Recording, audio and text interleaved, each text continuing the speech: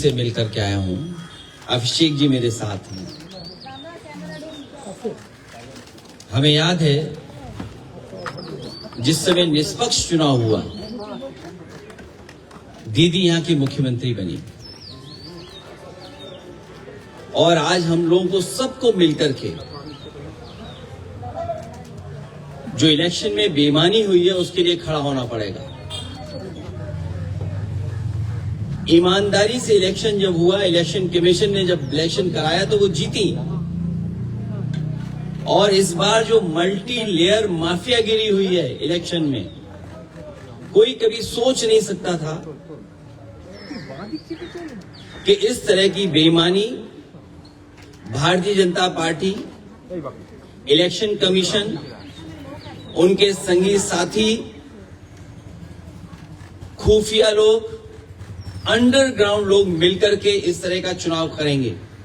अभी तक तो हम ये सुनते थे कि जो आज बंगाल करता है वो देश कल करता है, लेकिन बीजेपी ने जो उत्तर प्रदेश में किया बेईमानी, वो एक ट्रायल था उनका, और उससे सीख करके पूरा का पूरा चुनाव उन्होंने लूट लिया। सेंट्रल फोर्स हो, election commission, transfer posting, UP का चुनाव भी बड़े करीब से देखा है मैंने। न जाने कितने अधिकारियों की हम शिकायत करते थे, न कभी डीजीपी हटा, न कभी चीफ सेक्रेटरी हटे, न कोई डिस्ट्रिक्ट का अधिकारी हटाया उन्होंने। लेकिन जब बंगाल का चुनाव हुआ, पूरा का पूरा स्ट्रक्चरली उन्होंने अपना बनाया और उनको निर्देश दिए गए कि आपको चुनाव हराना है। आप में से बहुत सारे साथी होंगे, अब तो फोर्स के कई लोगों को 15 दिन की छुट्टी दी है, लीव। इतनी छुट्टी कभी सेंट्रल फोर्स को कभी नहीं मिली। अभी सुना है कि 15 दिन की छुट्टी दी गई है। और जिस तरह का व्यवहार यहां हो रहा है पॉलिटिकल वर्कर के साथ, पार्टी ऑफिस के साथ, हम लोग भी सरकार में आए और सरकार से गए, कभी कभी किसी वर्कर, पॉलिटिकल वर्कर के साथ इस तरह का व्यवहार नहीं हुआ। चाहे हमारे साथी अभिषेक हों, आदरणीय दीदी हों, उनको सिक्योरिटी की थ्रेट हो, जिन्होंने इतनी सेवा की हो लोगों की, आखिरकार किसकी ताकत की वजह से ही कर रहे हैं। और मैं तो वो तस्वीरें दिखाना चाहता हूं जो कभी यूपी में तस्वीरें बनी थी इलेक्शन में। ये शायद तस्वीर आपने सबने देखी होगी, ये तस्वीर तो देखी होगी आपने। इससे ज्यादा भयानक काम यहां हुआ है। अगर बुलेट्स के डरा करके वोट डाला जाएगा तो कौन जीतेगा? आप बुलेट से डरा रहे हैं वोट के लिए, और इलेक्शन कमीशन निष्पक्ष नहीं है, बीजेपी के सारे पे काम कर रहा है। जब बाई इलेक्शन उत्तर प्रदेश का हुआ था, मैं लोकसभा में अपने सभी मेंबर्स को लेकर के, कफन लेकर के गए थे हमारे सांसद, और इसलिए लेके गए थे कि स्पीकर को दे दें जिससे कि इलेक्शन कमीशन तक ये चला जाए, क्योंकि हम लोगों ने कहा कि इलेक्शन कमीशन ही मर गया है। और ये बात हम यूं ही नहीं कहते थे, ये तो पहली तस्वीर है।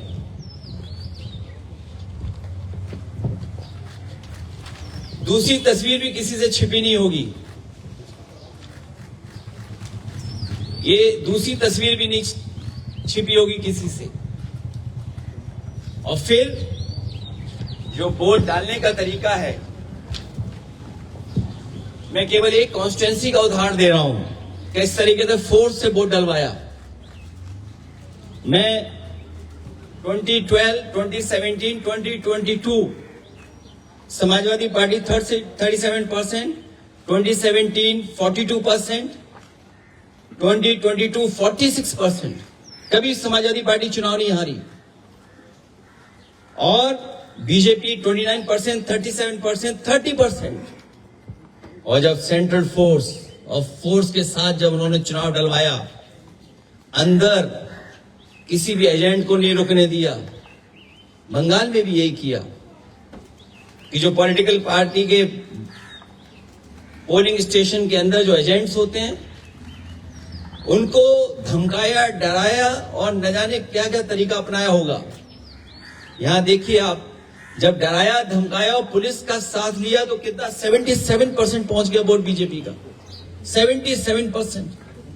ये वो डेटा मैं दिखा रहा हूं जो इलेक्शन कमीशन के पास भी अवेलेबल होगा। ये तो पूरे इलेक्शन की प्रक्रिया ही बदल दी इन्होंने।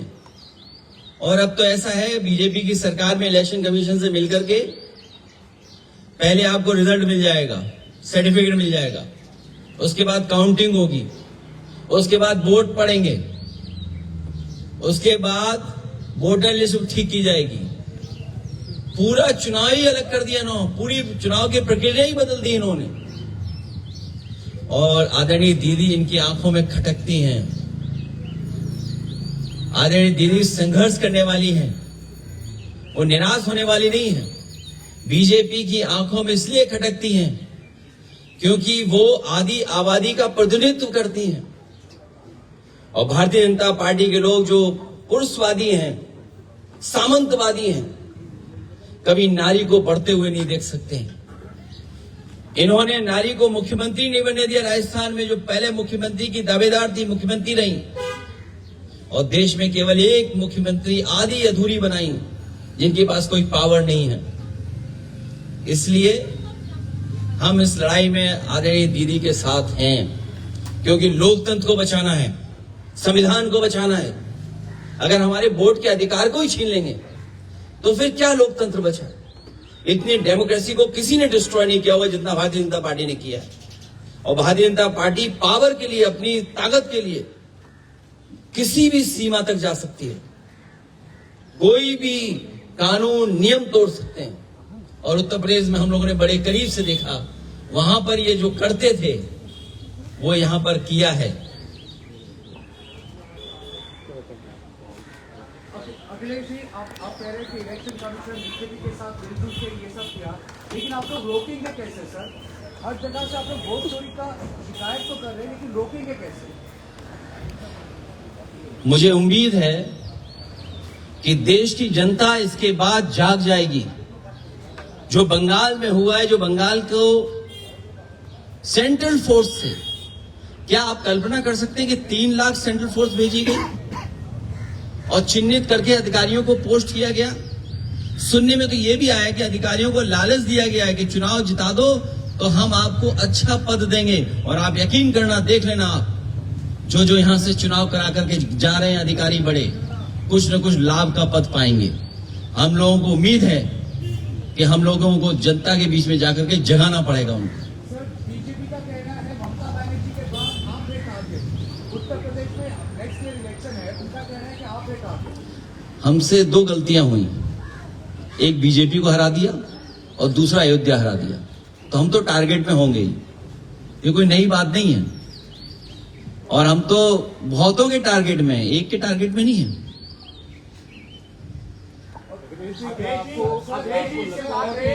यहाँ पर बीजेपी की तरफ से कहा जा रहा है, चुनाव आयोग की तरफ से कहा जा रहा है कि ये यहाँ निष्पक्ष तरीके से चुनाव हुआ, हिंसा मुक्त चुनाव हुआ, इस वजह से इस तरह के नतीजे आए। भारतीय जनता पार्टी सोम पपड़ी की तरह झूठ की लेयर है। सोम पपड़ी खाई कभी? एक लेयर के ऊपर दूसरी लेयर झूठ की चढ़ा देते हैं लोग। और आपको तो मैं ये कहता हूं ना, सब वीडियोस आर्काइव में पड़े हुए हैं। रामपुर का इलेक्शन देख लो, किसी वोटर को नहीं निकलने दिया।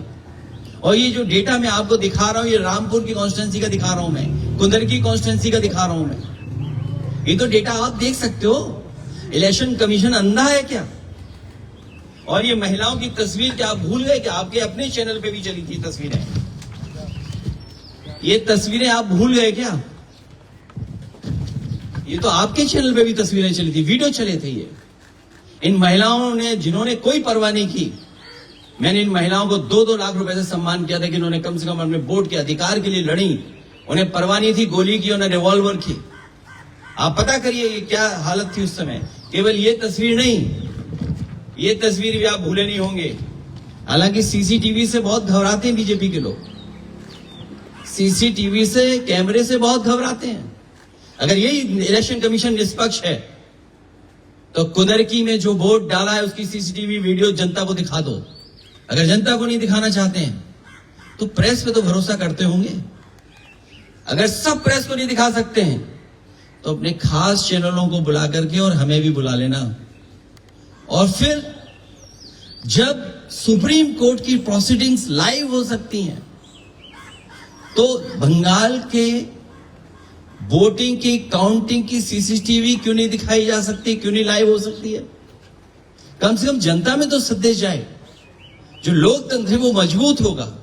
अगर सीसीटीवी की जो फुटेज है वो अगर बीजेपी दिखवा देगी इलेक्शन कमीशन से तो शायद उससे लोकतंत्र और मजबूत होगा। ये तो अकेले इलेक्शन कमीशन से लड़ रहे थे।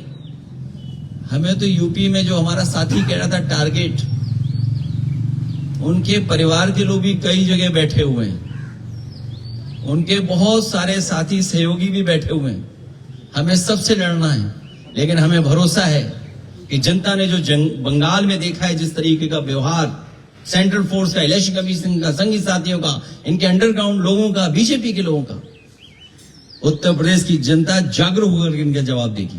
सर, बंगाल इलेक्शन के बाद आपको लगता है कि इंडिया अलायंस और मजबूत है? दिल्ली की तरफ कुछ करनी चाहिए। मैं इस समय यही कह सकता हूं कि सभी पॉलिटिकल पार्टीज के नेता हम लोग बैठ करके बात करेंगे। अब सर, आपको लगता है कि इंडिया अलायंस के सारे जो पार्टीज है वो स्ट्रॉन्गर है, अभी यूनाइटेड है बंगाल इलेक्शन के बाद? कोशिश यही होगी कि सब लोग और साथ मिलकर के काम करें, क्योंकि लोकतंत्र बचाना है, डेमोक्रेसी को बचाना है। ये डेमोक्रेसी को डिस्ट्रॉय करना चाहते हैं, हमारे वोट के अधिकार को ही छीनना चाहते हैं। हालांकि बात यहां की नहीं है, लेकिन यूपी की मैं कह सकता हूं। वो वोट छीन करके आम लोगों के और खासकर पीडीएस समाज के लोगों के अधिकार छीनना चाहते हैं। जब वोट छीनेगा तो सोचिए क्या अधिकार छीनेगा। वो डेटा आपको अवेलेबल है कि किस तरीके से वोट के अधिकार को छीनने से कितनी सीटें हार गए। वो डेटा छिपा नहीं है। और लॉजिकल डिस्क्रिपेंसी के लिए क्या सॉफ्टवेयर इस्तेमाल किया होगा, आखिरकार किसका सॉफ्टवेयर था वो? लॉजिकल डिस्क्रिपेंसी जो हुई है वो किसकी वजह से हुई है? कौन डेटा देख रहा था, कौन सा सॉफ्टवेयर था वो? सर, आपको पार्लियामेंट में इसको उठाएंगे सर? पार्लियामेंट में तो मैं कफन लेके गया था इलेक्शन कमीशन के लिए। अभी सर बंगाल इलेक्शन बिल्कुल उठाएंगे। अखिलेश जी, बंगाल का ये चुनाव इस बार हिंसा बहुत कम हुई, लोग बहुत कम यहाँ पे जाने गए, लेकिन कल रात में जो देखा गया शुभेंदु अधिकारी के पीए की हत्या की गई, उसे क्या कैसे देखेंगे? इसमें तो होम मिनिस्टर जिम्मेदार हैं कि उनके पीए की हत्या कैसे हो गई। ये सवाल मुझसे मत पूछिए। आप ट्विटर हैंडल होगा आपका, आप टैग करिए होम मिनिस्टर साहब को, पूछिए कि हत्या कैसे हो गई। सर, ये जो एकजुट होकर आप लड़ने की बात कर रहे हैं सर, इसमें कांग्रेस की भी भूमिका होगी। सर, हम लोग यूपी इलेक्शन से भी पहले देखे हैं, बंगाल इलेक्शन से पहले भी हम लोग ने देखा कि शायद ऑपोजिशन एक साथ नहीं हो पाए, कांग्रेस नहीं आ पाया। सर, कांग्रेस को कोई एडवाइस देंगे सर? मैं किसी को एडवाइस देने के लिए नहीं आया हूं। मैं लोकतंत्र और जिस तरीके से आदरणीय दीदी को अपमानित किया, उनके कार्यकर्ताओं को वोट नहीं डालने दिया, क्या जिम्मेदारी सेंट्रल फोर्स की है? क्या आप इलेक्शन को इस तरह कराएंगे कि आप वहां पर एजेंट्स को नहीं बैठने देंगे, पॉलिटिकल पार्टी के एजेंट्स को नहीं बैठने देंगे, और फिर इस बात की तैयारी करेंगे कि एसआईआर करा करके हम टारगेटेड किस बूथ पर वोट कटवाना है? जो टीएमसी के स्ट्रांग बूथ हैं, स्ट्रांग वोटर्स हैं, उनको वोट ना देने दिया जाए, इसलिए वोट कटवा दें उनका। यह अधिकार किसने दिया है? यही लोकतंत्र को सबसे बड़ी हत्या कर रही है बीजेपी के लोग मिलकर के, वो भी इलेक्शन कमीशन से। इसलिए सभी पॉलिटिकल पार्टी से हमारी अपील होगी कि कम से कम इस सवाल पर हम सब एक दिखाई देंगे।